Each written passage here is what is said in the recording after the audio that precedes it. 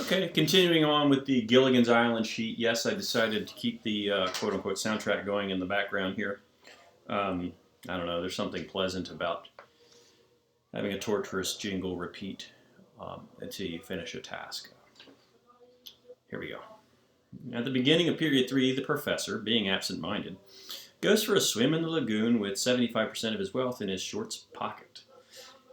He saved some for period 1 and 2 income, so I don't have exactly how much 75% is. It's a number embedded in a question that can be used to just throw you off. And if you notice, a lot of questions are that way. So you have to know which numbers are relevant and which ones aren't. But guess what? In the game of life, we're surrounded by data of all kinds, and we have to sort out which data is relevant and which isn't. So let me just go from the beginning again. At the beginning of period 3, the professor, being absent-minded, goes for a swim in the lagoon with 75% of his wealth in his shorts pocket. The money, now $500, is forever lost in the water. That's all that's relevant, is that there's money gone from their economy. What does this mean for the professor's consumption? Well, that's probably a no-brainer. Dude just lost most of his money. His consumption is falling. He can't do it as well, can he? So it decreases. What does this mean for the island's money supply? Well, we just calculated M1 just with the simple currency outstanding, and we now have less currency on the island. So that decreases the island's money supply. It's just gone. And so that's pretty straightforward. And then the next thing is, are there any implications for aggregate supply and aggregate demand? And then sketch these changes. Well, if I forget how many people are on the island, what is it, 5? There are 5 people here, and one of the wealthier ones, in fact, just lost 75% of his wealth. How many people are on Gilligan's Island? 3, 6? 7 people are on the island. One of the 7 people just lost most of his wealth. He's not going to be able to consume as much. So in our model, this is what the island economy can produce. And we were at an equilibrium before this event occurred.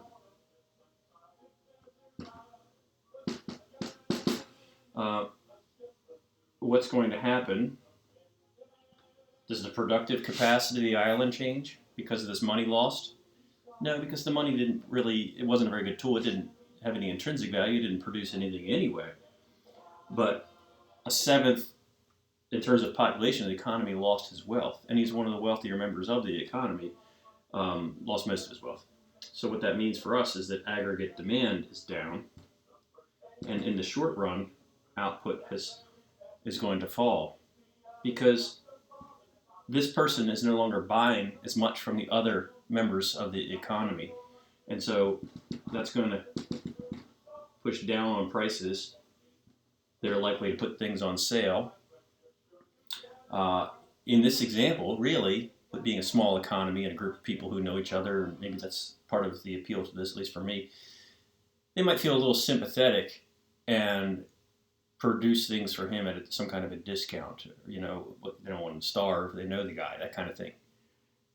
But still want to get paid because it's not fair to everyone else if they just produce it for him for free because he was a dummy and went swimming with his money in his shorts. So if that's what's happening, we might have some downward pressure on the price level. But because they can continue to make the goods and services they used to be able to make, what they're inclined to do is to shift back and just permanently lower the price level and move back out here at some time over time. So our initial change just looked like this decline in aggregate demand. But I'm just thinking through the new classical approach, and the question is, well, how long does it take for the economy to adjust and go from point A to point B to down to point C? That's the part that's sort of the schism in macroeconomics, is around that shift. How long does it take to go back from B to C? But A to B, that's a no-brainer. So that fall in aggregate demand is what you wouldn't have thought through for letter C there.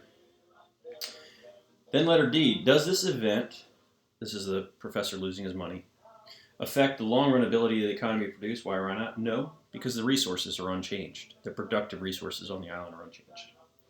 Letter E. Thanks to Professor, in the long run, the island economy now has the island economy now has more the same amount or fewer dollars chasing more the same amount or fewer goods.